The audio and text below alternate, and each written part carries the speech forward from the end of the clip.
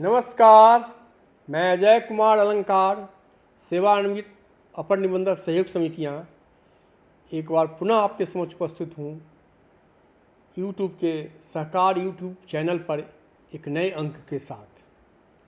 आपको विदित हो कि यूट्यूब पर मेरा एक अपना चैनल है जिसका नाम सहकार यूट्यूब है और जिसमें मैंने 100 से अधिक वीडियो को अपलोड किया है और इन वीडियो का संबंध मुख्यतः सहकारी सोसाइटी के क्रियाकलापों, सहकारी सोसाइटी अधिनियम, नियमावली, विधियाँ और सहकारी सोसाइटी से जुड़े समसामयिक मुद्दे से है।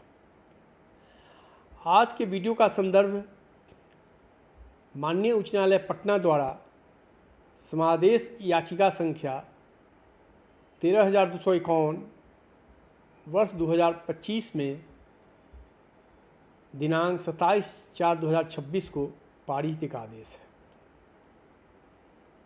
यह आदेश सहकारी समितियों के क्रियाकलापों के संबंध में एक मील का पत्थर माना जा सकता है। इस आदेश को माननीय उच्च न्यायालय की एकल पीठ ने पारित किया है। प्रश्नगत बाद में वादी के तरफ से श्री शशिशेखर सिन्हा, सेवानिवृत्त अपर निबंधक सहयोग समितियाँ एडवोकेट थे और उन्होंने पूरी मजबूती के साथ वादी के पक्ष को रखा। इसका परिणाम यह हुआ कि यह माननीय उच्च न्यायालय पटना की एकल पीठ ने वादी के बात को स्वीकार किया।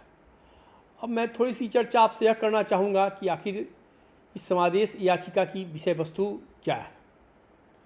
यह समादेश याचिका अनुमंडल पदाधिकारी सीतामढ़ी सदर के पत्रांक 402 दिनांक 13/5/2025 को निरस्त करने हेतु दायर किया गया था।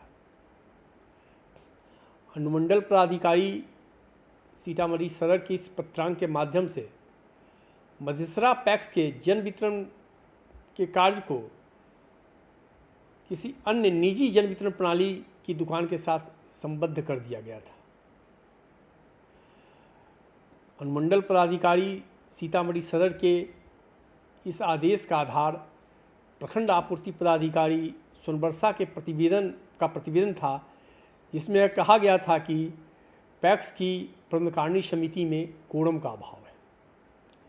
मैंने एकदम स्पष्ट कर दिया विषय वस्तु कि उन्होंने आधार बनाया था प्रखंड आपूर्ति पदाधिकारी के प्रतिवेदन का और प्रखंड आपूर्ति पदाधिकारी अपने प्रतिवेदन में यह कहा था कि पैक्स की कार्यकारिणी में कोरम का अभाव है। अब माननीय उच्च न्यायालय ने इस आदेश के संदर्भ में विस्तृत सुनवाई की और जो अपना निर्णय पारित किया उसमें अतीत में माननीय उच्च न्यायालय पटना के विभिन्न आदेशों का हवाला दिया गया। कई आदेश तो काफ़ी पुराने हैं, उनकी विश्लेषण करने की ज़रूरत है और इनके विश्लेषण के माध्यम से माननीय उच्च न्यायालय पटना ने जो निर्णय दिया रीट याचिका को स्वीकार करते हुए, उसने कई महत्वपूर्ण बातें को स्थापित किया है जो हमारे लिए मार्गदर्शन का काम करेगा और इसको सोचने और समझने की ज़रूरत है। माननीय उच्च न्यायालय पटना द्वारा CWJC संख्या 13,251 वर्ष 2025 में दिए गए निर्णय में यह ऑब्जर्वेशन दिया गया है कि मैं जो भाषा प्रयुक्त हुआ है उसको हुबहू पढ़कर आपको सुनाता हूँ।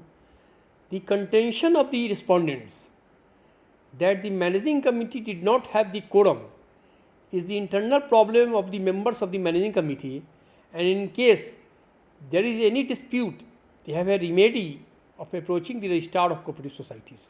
मतलब स्पष्ट कहा कि जो रिस्पोंडेंट है जिन्होंने आधार बनाया है कि मैनेजिंग कमेटी में कोरम का इशू है, वो मैनेजिंग कमेटी का इंटरनल प्रॉब्लम है और इसके लिए रजिस्ट्रार सक्षम, इसके निवारण के लिए, इस समस्या की सुनवाई के लिए रजिस्ट्रार सक्षम प्राधिकार हैं, कोऑपरेटिव सोसाइटीज़ के रजिस्ट्रार जो हैं। पुनः माननीय उच्च न्यायालय ने आगे यह कहा है कि there is no provision in the control order 2016 which stipulates that where a license has been granted to the PACS, the managing committee of the state PACS should have the quorum to run the PDS show। माननीय उच्च न्यायालय ने भी स्पष्ट कर दिया कि control order 2016 में कहीं से यह प्रावधान नहीं है कि यदि किसी पैक्स को जन वितरण प्रणाली का लाइसेंस दिया जाता है तो उस जन वितरण प्रणाली की दुकान के परिचालन के लिए आवश्यक है कि पैक्स के कार्यकारिणी में कोरम का अभाव नहीं हो। माननीय उच्च न्यायालय पटना ने अपने निर्णय में अतीत में खंडपीठ द्वारा CWJC संख्या 2962 वर्ष 2023 में दिनांक 7/4/2023 को पारित आदेश का भी संदर्भ दिया है। और इस संदर्भ की चर्चा करते हुए जो उद्धृत किया गया है वह मैं हुबहू आपके सामने रखता हूँ। कहा गया है कि from perusal of the writ petition annexures and considerations of the submissions advanced on behalf of the petitioner, it is more than obvious that the issue raised in the instant proceeding is essentially a dispute between members of the society and its managing committee and office bearers within the meaning of section 48 of the Bihar Cooperative Society Act 1935, consideration and resolution of this which is to be done by the registrar cooperative societies। एक बार पुनः स्पष्ट कर दिया गया है कि यह dispute है और डिस्प्यूट को तो सेक्शन 48 के अंतर्गत रजिस्ट्रार को ही सुनवाई करने का अधिकार है। आगे माननीय उच्च न्यायालय ने पुनः एक अन्य निर्णय का हवाला दिया है और यह निर्णय 2003-1 PLJR 18 में प्रतिवेदित है। और इस निर्णय में यह उद्धृत किया गया है इस निर्णय से कि the act is comprehensive one and it contains A complete mechanism for redressal of the dispute between the society and members and past members etc. Section 57 of the Act clearly bars the civil and revenue court to entertain the dispute mentioning therein, including a dispute which is required to be determined under Section 48 of the Act. Thus, if any dispute is covered by Section 48 of the Act, then the dispute has to be referred to the registrar and the jurisdiction of the civil court will be barred with regard to the same. The dispute which can be said to be touching the business of a registered society not only includes the business of a registered society but it also includes the affairs of a registered society। बहुत ही महत्वपूर्ण बात है। यह कहा है कि जो dispute है वह सोसाइटी के बिजनेस को टच करता है। इसका मतलब नहीं है कि वो बिजनेस को टच करने तक ही सीमित है, बल्कि वह सोसाइटी के सारे अफेयर्स को भी कवर करता है। इस लाइन को मैं फिर एक बार आपको पढ़कर सुना देता हूँ।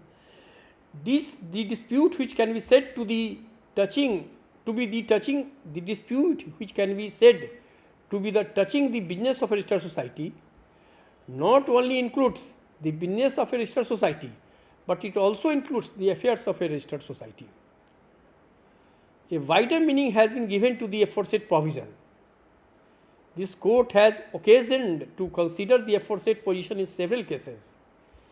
A division bench of this court in the case of Ramashankar Tiwari versus Upal Marji and others reported in 1971 BLJR 671 held that the expression if any dispute touching the business of registered society cannot be given a narrow meaning and even the affairs of a registered society is included within the dispute touching the business of a registered society।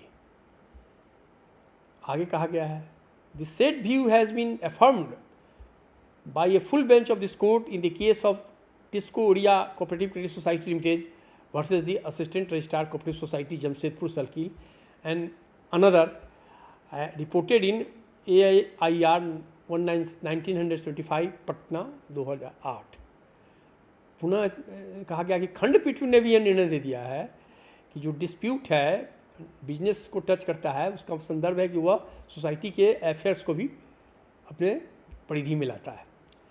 पुनः आगे कहा गया है ए learned single जज of this court in the case of Bihar cooperative bank employees union versus Ranchi Khunti central cooperative bank limited and others reported in 2000 PLJR 179 relying upon the aforesaid two judgment of this court has held that the business used in section 48 includes the affairs of the society। कहने का मतलब है कि माननीय उच्च न्यायालय पटना ने CWJC संख्या 13,251 वर्ष 2025 में अपने निर्णय में जो विभिन्न निर्णयों का उद्धरण दिया है, उसके द्वारा कई बातों को स्थापित करने की चेष्टा की गई है, जिससे हमें समझने की ज़रूरत है। इससे पहले कि हम इसका थोड़ा सा विश्लेषण करें, मैं यहाँ बता देना चाहूँगा कि माननीय उच्च न्यायालय पटना ने अनुमंडल पदाधिकारी सीतामढ़ी शहर के पत्रांक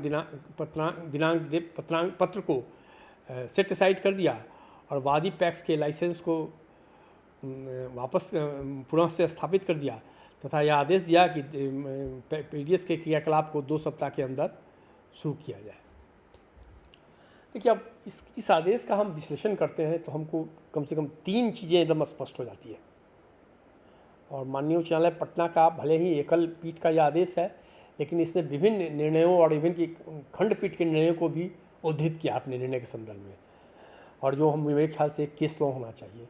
पहली बात है कि इसने स्पष्ट कर दिया है कि जो कंट्रोल ऑर्डर 2016 है उसमें कहीं से यह उल्लिखित नहीं है कि यदि किसी पैक्स को जन वितरण प्रणाली का लाइसेंस मिलता है या जन वितरण प्रणाली का लाइसेंस प्राप्त है तो उस जन वितरण प्रणाली की दुकान के परिचालन के लिए प्रबंध समिति में कोरम पूर्ण होना चाहिए।